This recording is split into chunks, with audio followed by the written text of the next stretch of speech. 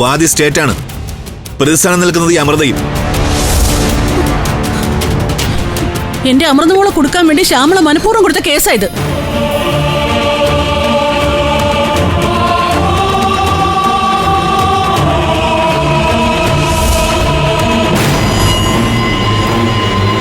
ഇതൊരു കെട്ടിച്ചമച്ച കള്ളക്കേസാണെന്ന് ഏതൊരു കൊച്ചുകുട്ടിക്ക് മനസ്സിലാവും. കേസിൽ അമൃത 2ാം പ്രതിയാണെന്നല്ലേ സാർ പറഞ്ഞത്? അപ്പൊ 1ാം പ്രതി ഞാനായിരിക്കും അല്ലേ? അമൃത ചന്ദ്രസേനെ കൊല്ലാൻ ഗൂഢാലോചന നടത്തുകയാണ് ചെയ്തത്. യഥാർത്ഥത്തിൽ കൊലപാതകം നടത്തിയത് മറ്റൊരു ക്രിമിനലാ.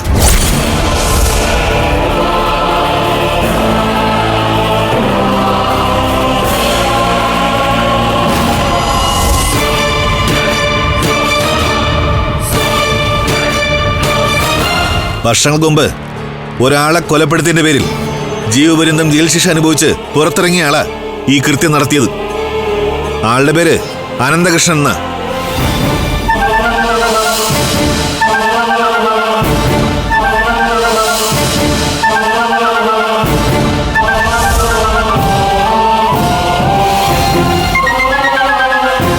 ഞാൻ പറഞ്ഞ ഈ അനന്തകൃഷ്ണൻ കുറച്ചു കാലമായി കൃഷ്ണേട്ടൻ എന്ന പേരിൽ പഞ്ചരത്നം ഹോട്ടലിലെ ഒരു ജീവനക്കാരനായിരുന്നു.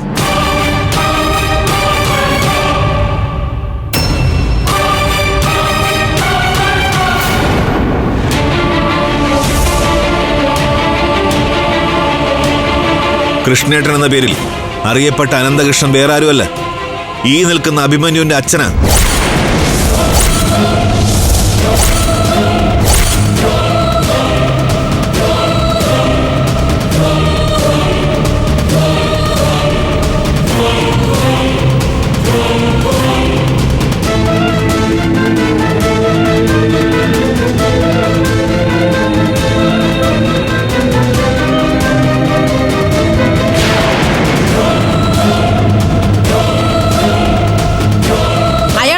അറിഞ്ഞിട്ടല്ലേ നിങ്ങൾ അയാൾ ഇവിടെ താമസിപ്പിച്ചത്?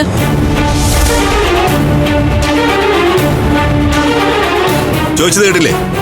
അനന്തകൃഷ്ണൻ അഭിമന്യുവിന്റെ അച്ഛനാണെന്ന് അറിഞ്ഞുകൊണ്ട് തന്നെയല്ലേ നിങ്ങൾ അയാളെ ഇവിടെ താമസിപ്പിച്ചത്? കൃഷ്ണേട്ടൻ ഇവിടെ വരുമ്പോ അഭിയുടെ അച്ഛനാണെന്ന് എനിക്കറിയില്ലായിരുന്നു.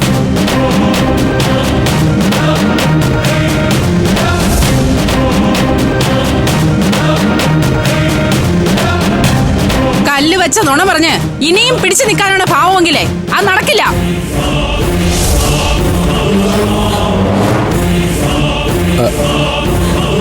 അമൃത പറഞ്ഞത് സത്യമാവാനാണ് സാധ്യത. അയാൾ എൻ്റെ അച്ഛനാണെന്ന് അറിഞ്ഞിരുന്നെങ്കിൽ അമൃത ഒരിക്കലും അയാളെ ഇവിടെ താമസിപ്പിക്കില്ലായിരുന്നു.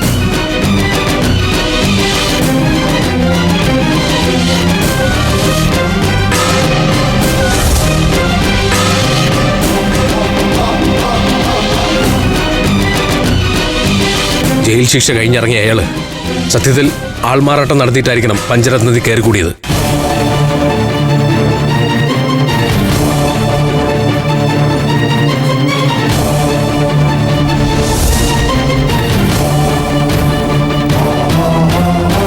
ആ ക്രിമിനൽ നടത്തിയ കൊലപാതകത്തിന് അമൃത എങ്ങനെ ഉത്തരവാദിയാവും?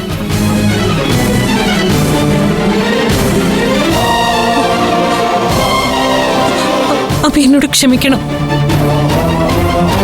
ഇവിടെ വരുമ്പോ അഭിയുടെ അച്ഛനാണെന്നുള്ള കാര്യം എനിക്കറിയില്ലായിരുന്നു എന്നുള്ളത് സത്യം തന്നെയാ. പക്ഷെ പിന്നീട് ഞാൻ ആ കാര്യം തിരിച്ചറിഞ്ഞിരുന്നു.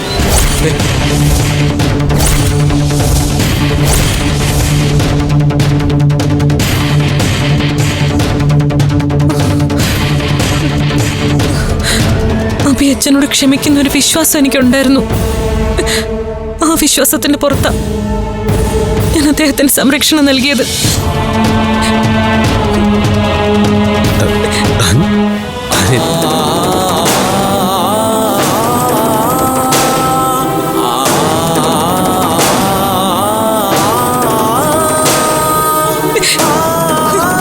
പറ്റിപ്പോയ അഭി.